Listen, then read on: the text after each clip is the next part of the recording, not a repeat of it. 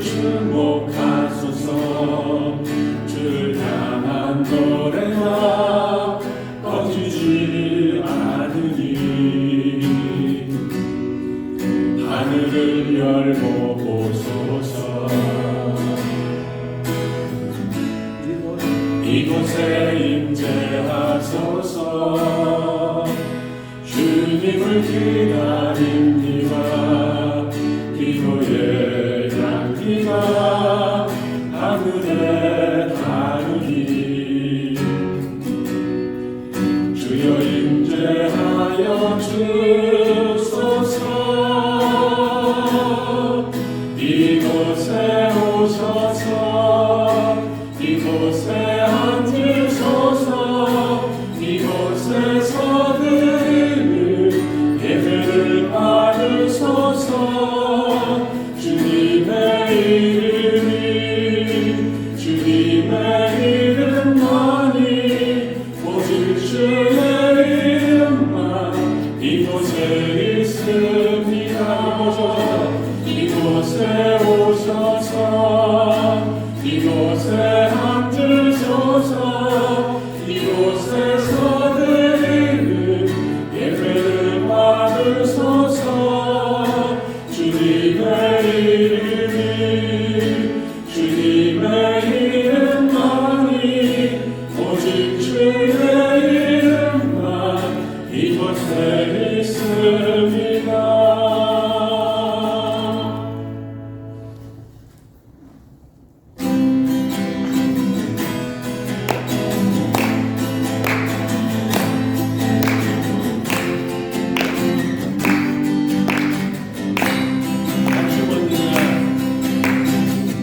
마지막의 날 하늘에서는 당신을 향한 계획이 있었죠. 하나님께서 바라보시며 좋았더라고 말씀하셨네. 이 세상 그는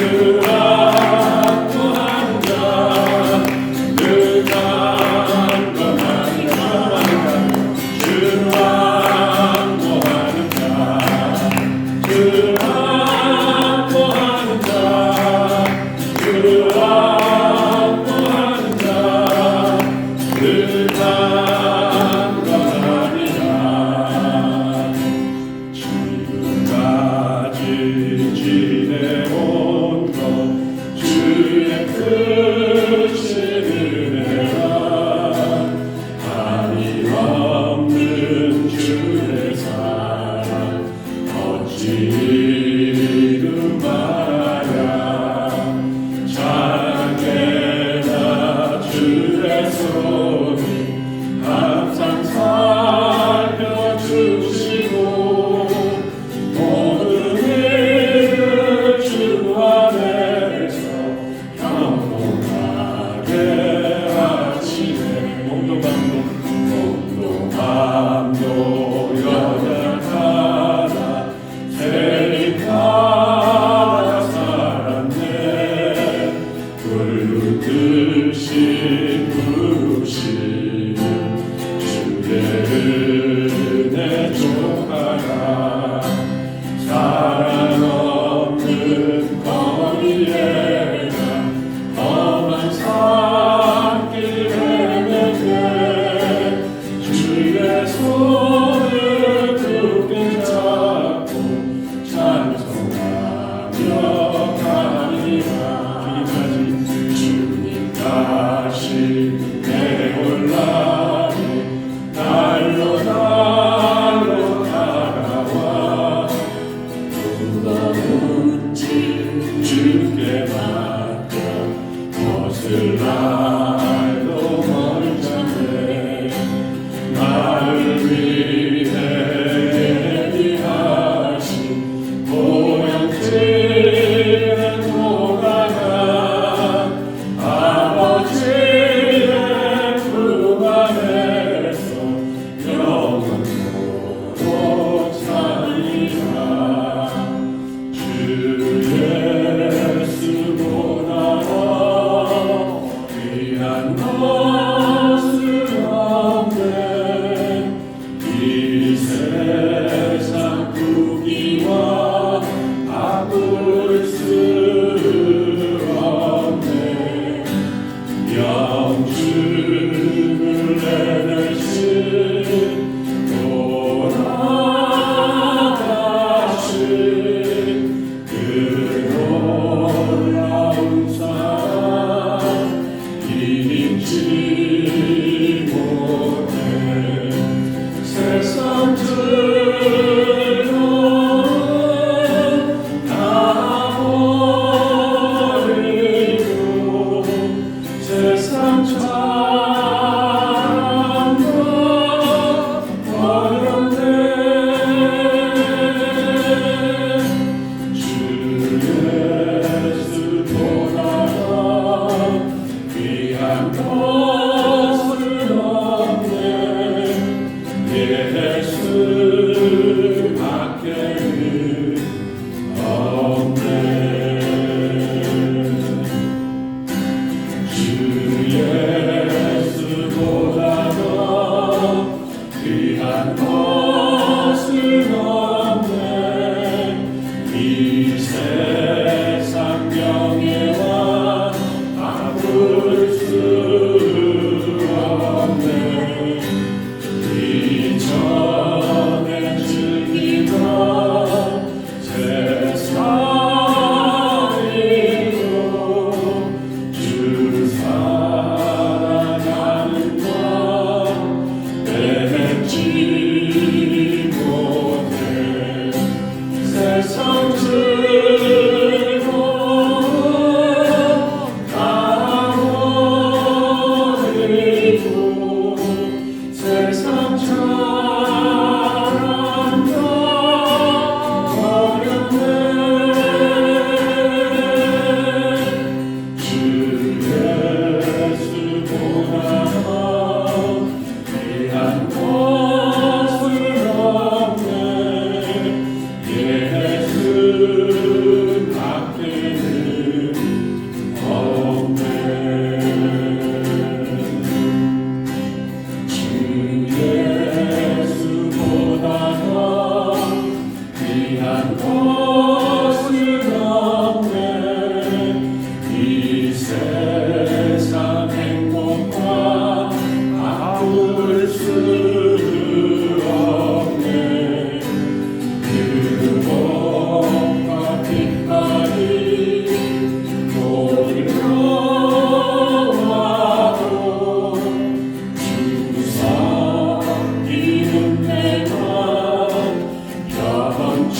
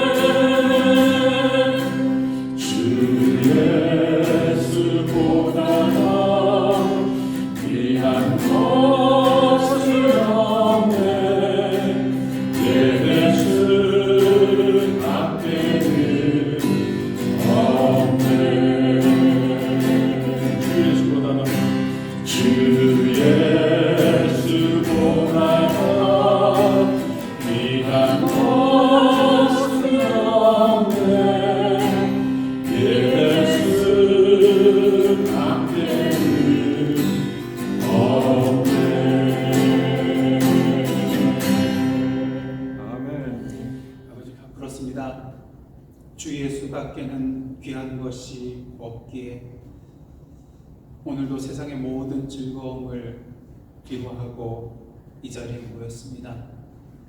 성령의 이 시간 저희들의 심령을 인쳐 주시어서 이 세상에서 볼 수 없고 들을 수 없고 누릴 수 없는 그 주님의 참된 진리와 사랑과 생명의 말씀을 오늘도 보고 듣고 누리게 하여 주옵소서. 예수님의 이름으로 기도드리옵나이다. 아멘. 할렐루야. 한 주 동안 평안하셨습니까? 오늘도 여러분들 반가운 얼굴들 다시 뵙게 되어서 참으로 기쁘고 즐겁습니다. 오늘도 이 시간 성령의 임재 가운데서 우리 성도들이 함께 주님 앞에 예배드리는 참된 기쁨과 즐거움을 맛보고 누리시는 은혜의 시간 되시기를 원합니다. 저희들에게 주신 하나님 말씀 계속해서 사무엘하서 9장 1절로부터 13절까지의 말씀입니다. 사무엘하서 9장 1절로부터 13절까지의 말씀 저와 여러분 한 절씩 교독한 후에 마지막 절을 함께 합독하시겠습니다. 다윗이 이르되 사울의 집에 아직도 남은 사람이 있느냐? 내가 요나단으로 말미암아 그 사람에게 은총을 베풀리라 하니라. 사울의 집에는 종한 사람이 있으니 그의 이름은 시바라. 그를 다윗의 앞으로 부르매 왕이 그에게 말하되 내가 시바냐 하니 이르되 당신의 종이니이다 하니라. 왕이 이르되 사울의 집에 아직도 남은 사람이 없느냐? 내가 그 사람에게 하나님의 은총을 베풀고자 하노라 하니 시바가 왕께 아뢰되 요나단의 아들 하나가 있는데 다리 저는 자니이다 하니라. 왕이 그에게 말하되 그가 어디 있느냐 하니 시바가 왕께 아뢰되 로드발 암미엘의 아들 마길의 집에 있나이다 하니라. 다윗 왕이 사람을 보내어 로드발 암미엘의 아들 마길의 집에서 그를 데려오니 사울의 손자 요나단의 아들 르비보셋이 다윗에게 나와 그 앞에 엎드려 절하매 다윗이 이르되 르비보셋이여 하니 그가 이르기를 오소서 당신의 종이니이다.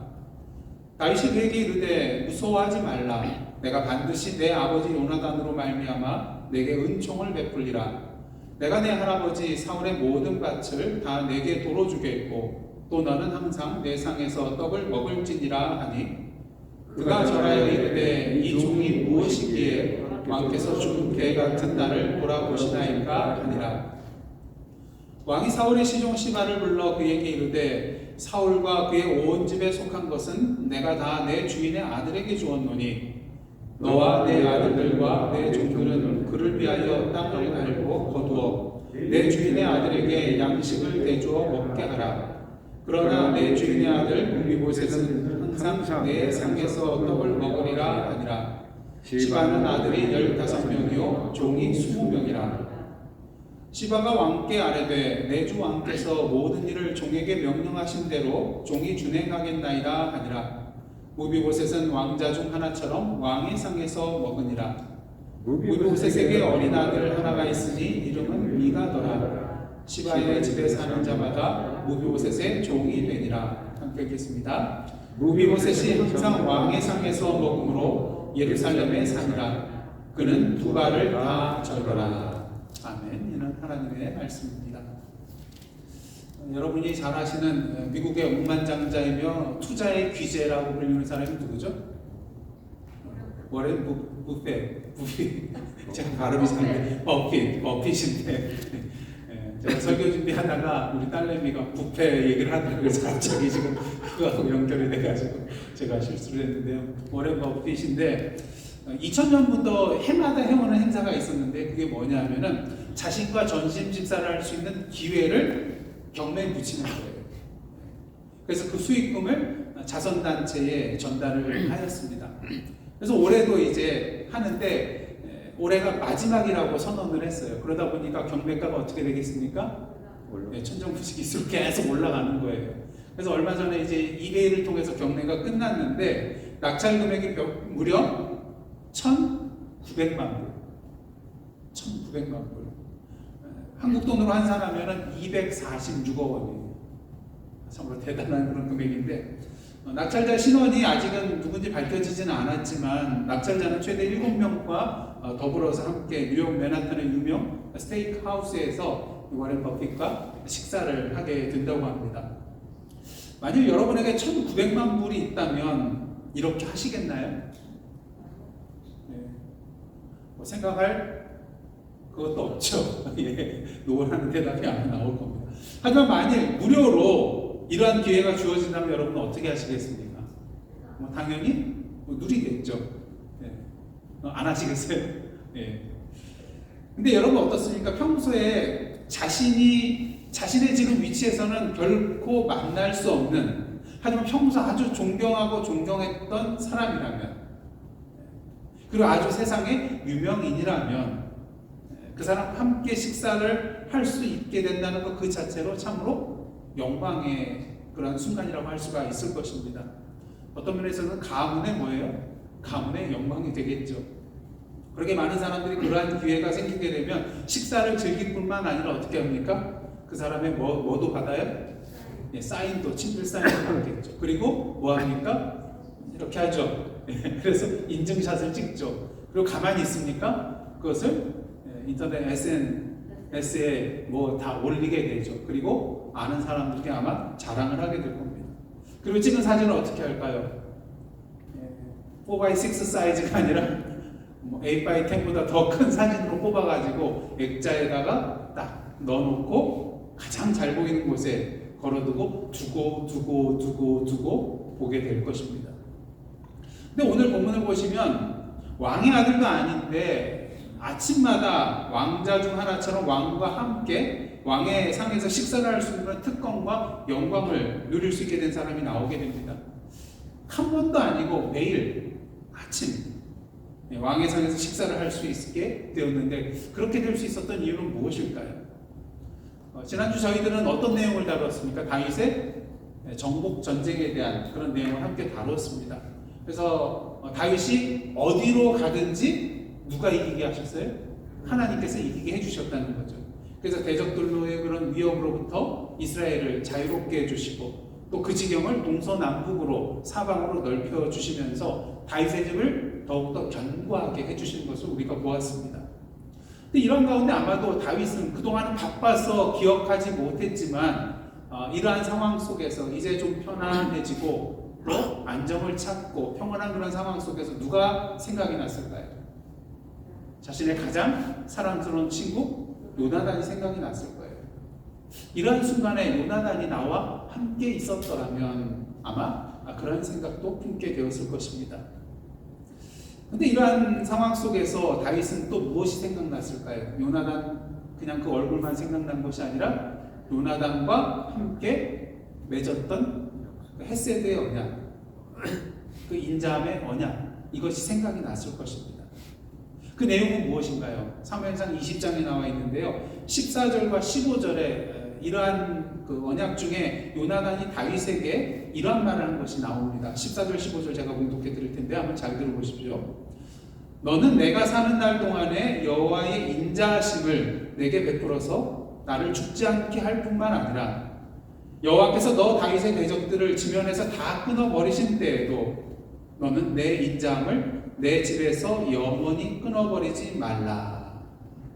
근데 여기 이제 지금 15절 마지막을 보시면 어떻습니까? 너의 인자함을 내 집에서 영원히 끊어버리지 말라. 그래서 여기에서 인자함에 해당되는 히브리어가요 바로 헤세드라는 단어입니다. 근데 여러분 아시다시피 헤세드는 어떤 뜻을 가지고 있어요? 뭐 인자, 긍휼, 사랑, 은혜, 은총 뭐 이런 의미를 가지고 있는 것이 헤세드라는 단어예요. 근데 전에도 말씀드렸지만 헤세드라는 이 단어는 단순히 타인을 그냥 동정하는 그런 차원의 긍휼과 사랑과 은혜를 말하는 것이 아닙니다. 더 깊은 뜻을 가지고 있죠. 왜냐하면 헤세드라는 것은요, 나의 눈과 나의 생각과 나의 경험을 가지고 다른 사람을 바라보고 판단하며 행동하는 것이 아니라 누구의 눈이 되는 거예요? 상대방의 눈을 가지고 그 사람을 보고 상대방의 입장에서 그를 이해하고 상대방의 마음으로 그를 생각하고 느끼는 것을 의미하기 때문인 것입니다. 그렇다면 요나단의 이 요청에 대하여 다윗은 어떻게 하였습니까? 당연히 그렇게 하겠노라고 맹세를 하죠. 왜요? 사무엘상 20장 17절 말씀 제가 공독해 드리겠습니다. 다윗에 대한 요나단의 사랑이 그를 다시 맹세하게 하였으니 이는 자기 생명을 사랑함 같이 그를 뭐 했을까요? 사랑함이었더라. 그렇습니다. 자기 생명을 사랑하는 것처럼 요나단을 사랑하였기에 이런 맹세를 할 수 있었던 것이죠. 근데 여기서 사랑이라는 단어는 아합이라는 그런 그 단어를 쓰는데 절실하게, 애타게, 간절하게 사랑할 때를 표현할 때 이란 아합이라는 그런 단어를 쓰게 됩니다. 그러니까 한마디로 옆에 없으면 미칠 것만 같은, 세상 말로는 상사병이 걸릴 것 같은 그런 사랑을 의미한다고 할 수가 있겠죠. 그러게 이러한 사랑으로 다윗은 요나단과 하나님 앞에서 언약을 또 맹세를 할 수 있었던 것입니다. 그럼 이렇게 요나단과 사랑의 헤세드의 그런 언약을 맺은 다윗, 어찌 이 언약을 잊을 수가 있겠습니까? 그렇게 사람들을 불러서 묻습니다. 오늘 1절 말씀입니다. 1절 말씀 다 함께 읽겠습니다. 시작. 다윗이 이르되 사울의 집에 아직도 남은 사람이 있느냐? 내가 요나단으로 말미암아 그 사람에게 은총을 베풀리라. 사울의 집에 지금 남은 사람이 있다면 내가 은총을 베풀어 주겠다, 이 말을 합니다. 중요한 것은 누구로 말미암아요? 요나단으로 말미암아. 요나단과 맺은 언약으로 말미암아 은총을 베풀겠다는 것이죠. 근데 여기 쓰인 오늘 번역된 은총이라는 단어는 히브리어로 무슨 단어일까요? 헤세드, 똑같은 단어. 근데 아까 앞에서는 인자함이라는 그런 말로 번역이 되었고, 오늘 본문에서는 은총이라는 그런 말로 번역되었을 뿐 사실 동일한 단어가 사용되고 있음을 우리가 볼 수가 있습니다. 무엇을 말합니까? 다윗은 요나단과 맺은 헤세드의 언약으로 말미암아 사울의 집에 남은 사람에게 뭘 베풀겠다는 거예요? 헤세드를 베풀겠다는 거예요. 약속 그대로 인자함과 은총을 베풀어 주겠다는 것입니다. 그렇다면 사울의 집에 남은 사람이 있을까? 그런데 기억나시죠? 전에 사무엘하 4장에서 아브넬이 누구를 왕으로 세웠었습니까? 사울의 아들 이스보셋을 왕으로 세웠잖아요. 근데 사무엘하 4장을 보면은 이 이스보셋이 암살을 당하는 그런 사건이 나오게 됩니다. 그런데 이 암살 사건을 다룬 중에 뜬금없이 누구의 이야기가 나오냐면요, 무비보셋의 이야기가 나와요. 이 이스보셋의 암살 사건과는 전혀 상관이 없는데 무비보셋의 그런 말이, 이야기가 한 절, 4절에 등장하고 있는 것을 보게 됩니다. 제가 4장 4절 말씀 한번 공독해 드리겠습니다. 사울의 아들 요나단에게 다리 저는 아들 하나가 있었으니 이름은 무비보셋이라. 전에 사울과 요나단이 죽은 소식이 이스라엘에서 올 때에 그의 나이가 5살이었는데 그 유모가 안고 도망할 때 급히 도망하다가 아이가 떨어져 절게 되었더라. 그렇다면 이스보셋의 그 암살 사건 이야기 속에 왜 이 무비보셋의 이야기가 들어왔을까? 확실한 이유는 알 수가 없지만 전에 말씀드렸죠. 두 가지 이유를 생각해 볼 수 있겠다. 첫 번째 이유는요, 사울의 집안의 완전한 몰락을 보여주기 위해서. 지금 사울의 집안에서 남은 사람은 아들은 이스보셋밖에 없어요. 그럼 이스보셋이 죽으면은 이제 사울의 가문이 완전히 몰락하는 거죠. 근데 한 명이 있어요. 더 있어요. 요나단의 아들 무비보셋입니다. 근데 무비보셋은 지금 어떤 자라고 알려주고 있어요? 유모가 도망가다가 떨어뜨려서 발을 절게 되었다는 거예요. 전에도 말씀드렸다시피 신체에 이상이 있는 사람은 왕이 될 수가 없어요. 그런 의미에서 이 무비보셋은 왕의 자리에 올라갈 수 없는 자라는 것입니다. 그런 의미에서 이스보셋도 죽고 또 마지막 한 명 남은 요나단의 아들 무비보셋, 그가 절름발이가 됐다는 것은 이제 사울의 집안이 완전히 몰락했음을 보여주는 그런 상징적인 표현이라는 것이죠. 그래서 이 사울의 집안의 몰락을 보여주기 위해서 이스보셋의 죽음과 또 무비보셋이 어떠한 상황에 있는가를 보여주고자 했다는 것입니다. 그 다음에 두 번째 생각할 수 있는 이유는요, 당시 이스보셋을 암살한 바하나와 레갑이 왜 무비보셋을 죽이지 않았는가? 왜 이스보셋만 죽고 또 사울의 자손인 무비보셋은 왜 죽이지 않았는가? 그 이유는 뭐예요? 다리를 절기 때문에 죽일 필요가 없다는 것이죠. 단지 이스보셋만 죽이면은 자신들의 생각한 것을 다 완수하는 것이기 때문에 굳이 무비보셋까지, 절름발이인 무비보셋까지 죽일 수 없다는 것을 보여주기 위해서 아마 그런 것이 아니겠는가, 이렇게 크게 두 가지 이유를 우리가 생각을 해볼 수가 있는 것입니다. 자, 그렇다면 사울의 집안에 누가 남아있어요? 지금 살아서? 무비보셋이 살아남아 있습니다. 5살 때 떨어뜨려가지고 절름버린 상태로 지금 살아갈 겁니다. 그렇다면 이 무비보셋이 지금은 어떻게 되었을까? 지금 다윗이 사울의 집에 남은 자가 있냐고 물었을 때 그는 사울의 집에 시바라는 그런 종이 있다는 대답을 듣게 됩니다. 그래서 그 시바를 불러오게 하죠. 그리고 그에게 묻습니다. 오늘 보면 3절입니다. 왕이 이르되 사울의 집에 아직도 남은 사람이 없느냐? 내가 그 사람에게는 하나님의 은총을 베풀고자 하노라 하니 시바가 어떻게 합니까? 왕께 아뢰되 요나단의 아들 하나가 있는데 다리 저는 잔이다. 이렇게 대답을 합니다. 근데 조금 이상해요. 그냥 사울의 자손 가운데 한 사람 살아남아 있는 자가 있습니다까지 해도 되는데 지금 뭘 붙이고 있어요? 그 사람이 다리 저는 사람입니다 라고 말하고 있다는 거예요. 굳이 여기까지 말할 필요가 있을까? 이렇게 여기까지 말을 하게 된 이유가 있다고 생각이 됩니다. 지금 다윗이 사울의 집에 남은 자에 대해서 은총을 베풀겠다고 말하고는 있지만 이 사울의 종이었던 시바는 좀 뭔가 의심을 하는 것 같아요. 오늘 2절을 보시면 다윗이 시바에게 네가 시바냐라고 묻자 시바가 뭐라고 대답을 합니까? 당신의 종이니이다. 사실은 누구의 종이었어요? 사울의 종이었어요. 근데 다윗 앞에 와서는 뭐라고 말합니까? 당신의 종이니이다. 이를 통해서 우리는 시바가 다윗 앞에서 뭔가 좀 두려움을 품고 있는 것처럼 생각이 됩니다. 그도 그럴 것이 그는 전에 누구의 종이었어요? 사울 왕의 종이었거든요. 그리고 어떻습니까? 요나단의 아들 무비보셋이 살아있는 것을 알면서 누구에게 알리지 않았어요? 다윗에게 알리지 않았어요. 당시 왕이 바뀌면 어떻게 됩니까? 보통 세상에서는 그 전에 왕의 모든 가족들과 후손들을 찾고 다 찾아가지고 모조리 죽여버립니다. 왜? 나중에 반란을 일으킬 수도 있잖아요. 영고를 꾀할 수도 있잖아요. 그렇게 그 씨를 다 말려버립니다. 시바는 그걸 분명히 알고 있었어요. 그렇기 때문에 무비보셋이 살아있다는 것을 알면서도 다윗에게 알리지 않은 것에 대해서 문책당할까봐 혹시 자신에게 피해가 올까봐 뭐라고 말한 거예요? 무비보셋이 한 사람이 남아있는데 그는 어떤 사람이라고요? 다리 저는 자인이다. 다윗왕이시여 왕에게 결코 해가 될 그런 사람이 아닙니다. 왕에 오를 수 없는 그런 자격 없는 사람입니다. 그러니 걱정 마십시오. 아마 이런 의미가 이 안에 담겨 있지 않을까 그렇게 생각을 해볼 수가 있다는 것이죠. 하지만 다윗에게는 무비보셋을 해할 마음이 있었습니까? 전혀 없었죠. 무엇을 통해 알 수 있습니까? 3절 3반절을 보시면은 다윗이 어떤 말을 하고 있습니까? 시바에게 말할 때에 어떤 말을 하고 있어요? 내가 그 사람에게는 하나님의 뭐를 베푼다고요?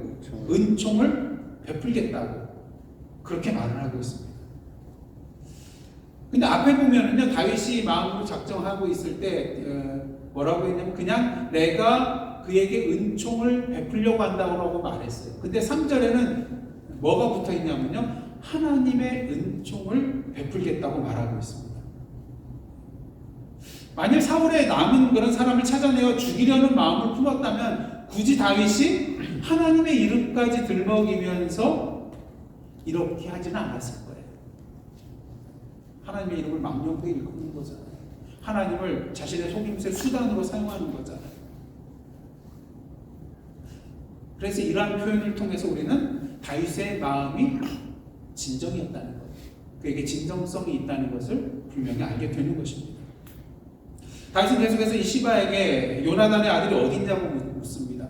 그러자 그가 대답하죠. 로드발에 있는 마길의 집에 있다고 대답합니다. 이에 다윗은 사람들을 보내서 무비보셋을 데려오게 하죠. 다윗 앞에 나온 무비보셋을 부들부들 떨면서 다윗이 그의 이름을 부르자 이렇게 말합니다. 보소서 당신의 종이니이다. 아마 몹시 떨었던 것 같아요. 왜냐하면 자신이 사울의 손자라는 것을 알고 있잖아요. 다윗은 이제 사울의 정권을 무너뜨리고 새롭게 세워진 그런 정권입니다. 그러니 자신이 죽을지도 모른다는 그런 두려움이 앞섰겠죠. 하지만 벌벌 떨고 있는 무비보셋에게 다윗은 다정한 목소리로, 온화한 목소리로 이렇게 말을 합니다. 7절입니다. 7절 한번 다 함께 읽겠습니다. 시작. 다윗이 그에게 이르되 무서워하지 말라. 내가 반드시 네 아버지 요나단으로 말미암아 내게 은총을 베풀리라. 내가 내 할아버지 사울의 모든 밭을 다 내게 도로 주겠고 또 너는 항상 내 상에서 떡을 먹을지니라. 여러분이 지금 다윗 왕 앞에 무릎 꿇고 있는, 엎드려 있는 무비보셋이라면 이 말을 듣고 마음이 어땠을까요? 이제 살았다. 네. 그러면서 자신의 길을 좀 의심해 봤을 것 같아요. 왜? 전혀 상상치도 못한 그런 말을 지금 다윗이 하고 있잖아요. 사실 무비보셋의 입장으로서는 목숨만 살려줘도 기뻐할 일이잖아요. 근데 다윗은 여기에 더해서 뭐합니까? 목숨만 건져주는 것이 아니라 세 가지 은총, 헤세드를 그에게 말해주고 있는 것을 보게 됩니다. 비록 7절 말씀 짧은 구절이지만 무비보셋이 다윗으로부터 받은 그런 은총이 무엇인가를 우리는 분명히 보게 되는데요. 한번 세 가지로 한번 나눠서 살펴보도록 하겠습니다. 첫째로 다윗은요, 요나단으로 말미암아 은총을 베풀겠다고 말하는데 사실 이 말은요, 무비보셋에게 있어서는 이 말 자체가 은총입니다. 다윗이 지금 요나단과의 그런 언약을 기억하고 있다는 것 그 자체가 은총이라는 것이죠. 여러분 아시다시피 다윗과 요나단 사이에 맺은 그런 언약은 다윗과 요나단밖에 모릅니다. 근데 지금 누가 죽었어요? 요나단이 죽었어요. 그리고 그의 아들 무비보셋은 이 언약의 실체에 대해서 전혀 알지 못하고 있습니다. 그러면 다윗만 모른 척하면 이 언약은 지켜지지 않아도 되는 거예요. 여기에 대해서 누가 뭐라 할 사람도 없어요. 왜? 이 언약의 자체에 대해서 모르니까. 하지만 다윗은 누가 보든 알지, 누가 아무도 모른다 할지라도 이 언약을 신실하게 지키고 있는 것을 보게 됩니다. 왜? 이 언약은 누가 맺은 언약이에요? 자기 생명같이 사랑하는 요나단과 맺은 언약이기 때문입니다. 그리고 또 한 가지 이유가 있어요. 그 이유는 무엇인가? 사실 다윗과 요나단 외에 이 언약에 대해서 알고 있는 사람은 없지만 사실 한 분이 계세요. 누구예요? 바로 여호와 하나님이라는 거죠. 왜? 이 언약은 누구 앞에서 맺은 언약이에요? 여호와 하나님 앞에서 맺은 언약이기 때문에 다윗과 요나단 사이에 누가 서 계신 거예요? 여호와 하나님께서 이 언약의 증인으로서 서 계셨던 언약이라는 것입니다. 그렇게 다윗은 이 언약을 반드시 지켜야만 했던 것이죠. 그런 의미에서 다윗이 이 언약을 기억하고 지켜 행하는 것 자체가 바로 무비보셋에게는 은총이었다고 말할 수가 있는 것입니다. 만약에 다윗이 기억하지 못했다면 어떻게 될까요? 계속해서 힘들고 어려운 생활을 살거나 아니면 다윗 왕 앞에 나와서 무슨 일을 당할지 모르는 그런 상황이잖아요. 그런 의미에서 다윗이 요나단과의 언약을 기억하고 그것을 신실하게 지켰다는 것 그 자체가 바로 무비보셋에게는 은총이 될 수 있다는 것입니다. 그럼 둘째로 다윗은요, 무비보셋에게 사울의 모든 밭을 돌려주는 은총을 베풀어 줍니다. 도로 돌려준다는 것은 지금 그 밭을 누가 소유하고 있다는 거예요? 다윗이 아니면 이스라엘 국가가 소유하고 있는 것이라고 할 수가 있을 것입니다. 근데 사실 이 사울의 밭은 누구 거예요? 사울의 것이고요. 여러분들 이스라엘의 그런 이스라엘 사람들에게 있어서는 그 땅이라는 것은요 누구에게 줄 수 없는 거예요. 다른 사람에게. 그것은 하나님께로부터 받은 것이기 때문에 이것은 자자손손 물려줘야 되는 그런 기업인 것입니다. 그런 의미에서 사실 이 사울의 밭이라는 것은 모든 밭은 누구의 소유가 되어야 되는 거예요. 사실은 이제 한 명밖에 남지 않은 사울의 자손 무비보셋에게 모든 것이 돌려져야 되는, 그의 소유로 있어야 되는 것이 마땅한 거예요.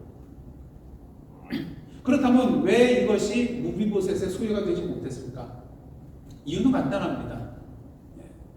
사울과 요나단이 죽었다는 소식을 듣고 그 무비보셋의 유모가 어떻게 합니까? 도망을 가다가 이 아이를 도망을 가다가 떨어뜨리잖아요. 그때 몇 살입니까? 5살이에요. 이러한 와중에 사울의 그런 밭을 이 무비보셋에게 이제 전수해줘야 되는 그런 일을 행할 수가 있었겠습니까? 5살짜리가 또 뭘 알겠습니까? 그리고 유모는 도망가기 바쁜데요. 그러니까 그동안 이 밭의 소유권을 주장할 수가 없었던 것이죠. 특히 어떻습니까? 두 발을 절어서 제대로 일할 수 없는 이 무비보셋은 그 가운데서 생계를 제대로 유지할 수는 없었을 거예요. 제대로 일할 수가 없잖아요.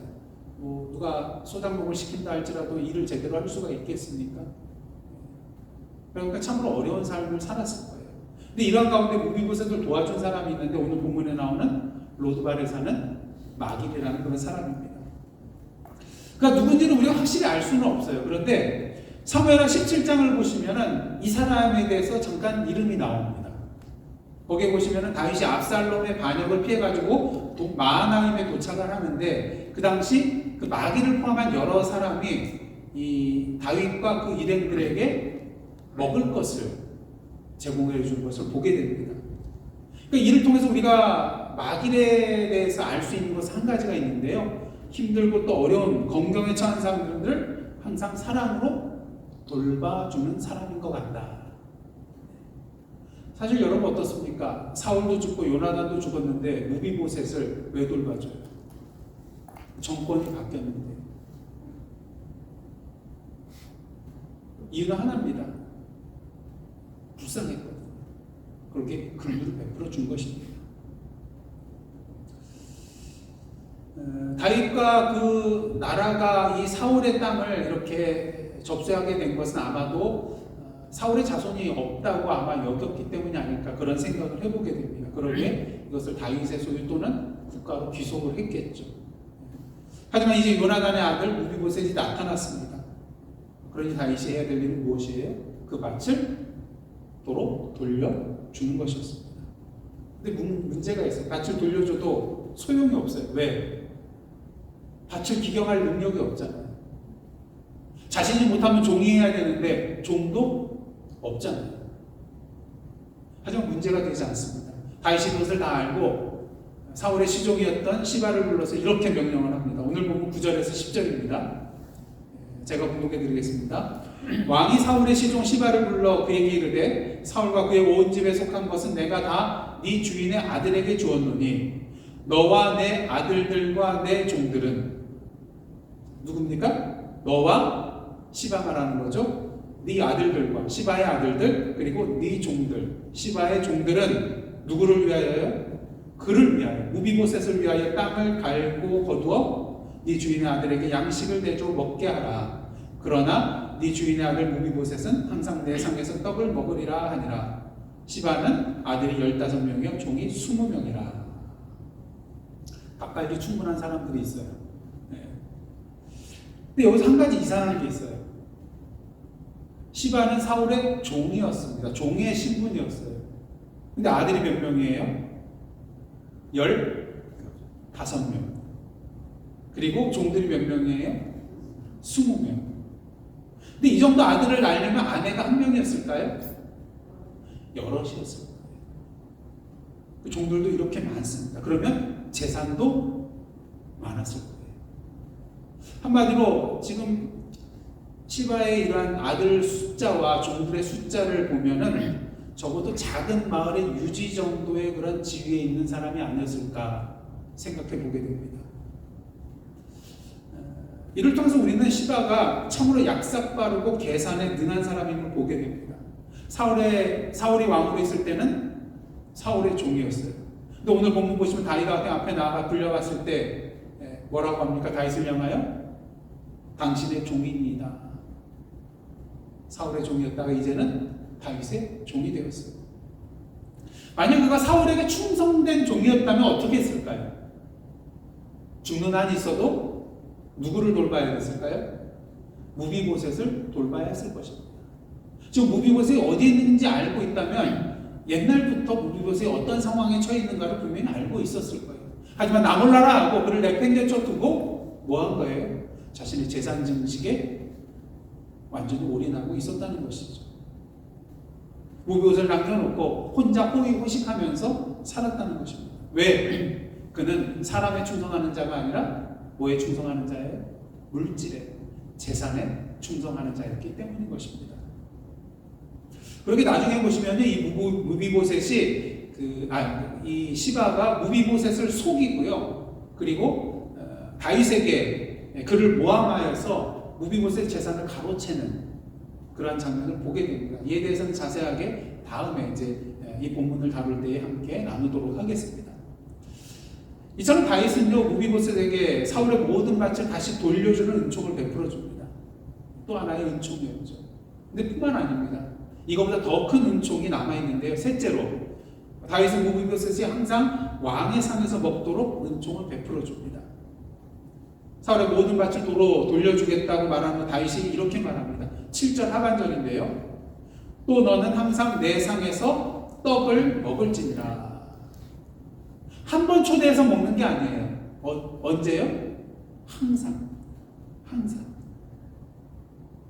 그리고 오늘 본문은 그 무비보셋에 대해서 이렇게 표현하는 것을 보게 되는데 11절 하반절 보시면요. 무비보셋은 왕의 상에서 먹는데 어떻게 먹었어요? 왕자 중 하나처럼. 누구처럼요? 왕자 중 하나처럼. 무비보셋은 왕자 중 하나처럼 왕의 상에서 먹게 되었습니다. 이보다 더 큰 은총이 어디 있겠습니까? 사실 오늘 본문을 보시면 다윗이 무비보셋에게 은총을 베풀어 주겠다 7절 거기서 세 가지를 말한 직후에 무비보셋이 다윗에게 어떻게 하고 있습니까? 8절 한번 다 함께 읽겠습니다. 8절입니다. 시작. 그가 절하여 이르되 이 종이 무엇이기에 왕께서 죽은 개 같은 나를 돌아보시나이까. 저희야 뭐 오늘날 개를 아주 가깝게 여기고 반려견으로 그렇게 키우고 있잖아요. 하지만 유대인들에서 개는 어떻습니까?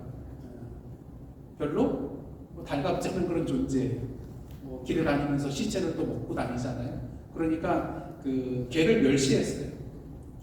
그리고 죽은 시체는 어떻습니까? 율법에 의하면 부정한 것이에요. 그런데 지금 무비보셋은 자신을 뭐에 비유하고 있습니까? 개라고 비유해도 문제가 되는데 죽은 개와 같은 존재다. 그렇게 자신을 표현하고 있어요. 자신을 죽은 개로 표현한다는 것은 무엇을 말하고 있습니까? 자신을 한없이 뭐하고 있어요? 낮추고 있다는 거예요. 반면 누가 높아지는 거예요? 다윗이 한없이 높아지는 것입니다. 상대방을 이 정도 자리에 둔다 할지라도 내가 점점 낮아지면 어떻습니까? 상대방이 그만큼 높아지게 되는 거예요. 왜 이렇게 했을까? 자신이 이러한 은총을 받을 만한 가치 있는 자가 아니라는 거예요. 하지만 그럼에도 불구하고 다윗은 그러한 자신을, 죽은 개와 같은 자신을 가치 있게 여기며 은총을 베풀어 주었던 것입니다. 여러분, 죽은 개와 같은 자가 왕의 왕자 중 하나처럼 왕의 상에서 먹게 되었습니다. 무엇이 달라진 거예요? 그의 신분이 달라진 거예요. 특히 이 무비보셋이 전에 살던 곳이 어디입니까? 로드발이라는 곳이에요. 근데 로드발의 그런 문자적인 의미는요, 목초가 없는, 그러니까 한마디로 말하면 뭐예요? 황무지를 의미하는 것입니다. 근데 그가 지금 이제 13절 말씀처럼 어디에 살게 되어 있어요? 예루살렘에 살게 되었어요. 아무런 도움을 받지 못하는 그 황무지와 같은 삶에서 이제 다윗 왕과 함께 거하는, 아니 하나님께서 임하시는 예루살렘에서 참된 평화와 기쁨과 풍요로운 그런 속에서 삶을 살게 되었다는 것을 의미하는 것입니다. 그러기에 은총, 헤세드인 것이죠. 오늘날로 말하면 뭐 난 거예요? 한마디로 대박 난 거죠. 대박 난 겁니다. 그가 이런 은총을 받게 된 과정 속에서 그가 한 일이 있나요? 아무것도 없어요. 근데 아무것도 한 일이 없는데 이렇게 은총을 받았으니 대박 난 거죠. 근데 단 하나 그가 한 일이 있어요. 그게 무엇이냐? 단지 다윗의 은총을 받아들인 것. 무비보셋이 한 것은 오직 이거 하나였어요. 근데 여러분, 오늘 이 본문의 이야기가 남의 이야기만 같지 않잖아요. 누구 이야기입니까? 사실 우리 이야기예요. 저와 여러분의 이야기라는 그런 생각이 분명히 드실 겁니다. 이야기는 다윗과 무비보셋 사이에만 일어난 이야기가 아니라 오늘도 우리에게 은총을 베풀어 주셨고 또 오늘도 은총을 베풀어 주시기를 원하시는 하나님과 우리 사이의 이야기라는 것이죠. 황무지와 같은 그런 로드발에 살고 있었던 우리를, 죽은 개와 같이 아무 가치 없던 우리를 그냥 내버려 두지 않고 아브라함 때부터 약속해 주신 헷세대의 언약을 기억하시고 우리를 긍휼히 여기시고 가치 있게 여기시며 그리스도 안에서 우리를 당신의 자녀로 삼아 주셔서 오늘도 하나님의 상에서 더불어 먹고 누릴 수 있도록 사랑과 은혜와 자비를 베풀어 주신 바로 헷세대의 하나님과 우리 사이의 이야기라는 것입니다. 그런 의미에서 왕자 중 하나처럼 왕의 상에서 먹게 된 이 무비보셋에 누렸던 은총을 저와 여러분의 삶 가운데 동일하게 누리시는 저와 여러분의 삶이 되시기를 원합니다. 저와 여러분의 로드발의 황무지의 삶이 하나님이 임하시는 예루살렘의 산으로 변하게 되기를 간절히 원합니다. 근데 한 가지 문제가 있어요. 하나님께서 오늘도 우리를 이렇게 초대해주고 계시는데, 이 은총의 자리로 초대해주고 계시는데 정작 우리가 이 초대를 거부하고 하나님과 더불어 함께 먹는 그 기쁨과 즐거움을 누리며 살지 못할 때가 너무나도 많이 있다는 것이죠. 그 이유는 무엇일까? 누가복음 14장에 보시면 큰 잔치의 비유가 나옵니다. 천국잔치의 비유인 것이죠. 어떤 사람이 큰 잔치를 베풀어 놓고 많은 사람들을 청하게 됩니다. 근데 사람들이, 청을 받는 모든 사람들이 다 사양을 해요. 그 이유가 무엇입니까? 옛날 여러분들 그 찬양 속에도 그 가사가 있지 않습니까? 뭘 샀어요? 밭을 샀기 때문에 나가봐야 돼요. 또 소 5결의를 샀기 때문에 소를 시험하기 위해서 가야 돼요. 그리고 마지막에 또 무슨 얘기가 있습니까? 장가 갔는데 무슨 잔치를 하냐고. 여러분, 하나님의 상에 나아가 하나님과 더불어 함께 먹고 마시는 은혜와 기쁨을 누린 것보다 이 세상에 더 소중하고 가치 있는 것이 무엇이 있겠습니까? 만일 다른 이유 때문에 이 하나님의 초대를 거절한다면 이것은 이 세상에서 가장 가치 있고 소중한 기회를 놓치게 되는 것입니다. 무비보셋이 아까도 말씀드렸던 다윗의 이 베풀어준 은총을 누릴 수 있게 된 이유는 오직 한 가지입니다. 그가 왕과 식사할 만큼 높은 지위에 있었던 것도 아닙니다. 그가 그것을 누릴 만한 어떤 가치 있는 일을 행했던 것도 아닙니다. 단지 그가 한 것이라고 무엇이었어요? 이 다윗의 은총을 그대로 받아들인 것이었습니다. 만일 그가 아까 큰 잔치를 벌여놓은 그런 초대에 거절한 사람들처럼 그 은총, 다윗의 은총 받기를 거절했다면 그 은총은 자신의 것이 될 수 없었을 것입니다. 요한계시록 3장 20절 여러분들이 너무나도 잘 아시는 말씀입니다. 볼지어다 내가 문 밖에 서서 두드리노니 누구든지 내 음성을 듣고 문을 열면 내가 그에게로 들어가 그와 더불어 먹고 그는 나와 더불어 먹으리라. 그때 말씀드렸죠. 여기에서 이 식사는 저녁 식사의 데이프논의 저녁 만찬이라는 것입니다. 하루의 식사 중에서 가장 풍성하고 가장 오랜 시간 동안 대화를 나누면서 기쁨과 즐거움 가운데 식사하는 이 시간이 바로 이 데이프논의 저녁 식사 시간이라는 것입니다. 그런 만찬을 주님께서 우리와 함께 하시겠다는 거예요. 그렇게 오늘도 두드리고 계시다는 것입니다.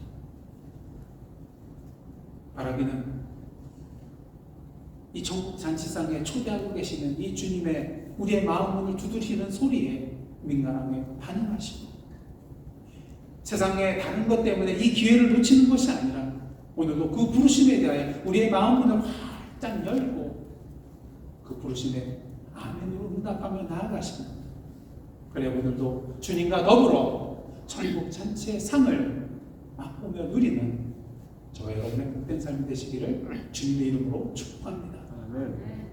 하나님께서 오늘 다윗의 이야기를 통하여 우리에게 분명하게 말씀하고 계십니다. 내가 내게 은총을 베풀리라. 내가 내게 은총을 베풀리라. 너는 나와 더불어 내 상에서 영원히 함께 떡을 먹게 될 것이다. 오늘도 이 하나님의 은총을 우리의 삶의 현장 속에서 풍성하게 누리시는 저와 여러분의 삶이 되시기를 주님의 이름으로 축원합니다. 함께 기도하시겠습니다. 하나님, 오늘도 우리에게 은총을 베풀어 주시고자 하는 하나님의 부르심에 응답함으로 우리의 황무지의 삶이 하나님이 임하시는 예루살렘의 삶이 되며 죽은 개와 같은 우리의 삶이 하나님의 자녀로서의 삶이 되는 오늘의 무비보셋의 삶을 누리며 살아가는 저희들의 복된 삶 되게 하여 주옵소서. 예수님의 이름으로 기도드리옵나이다. 아멘.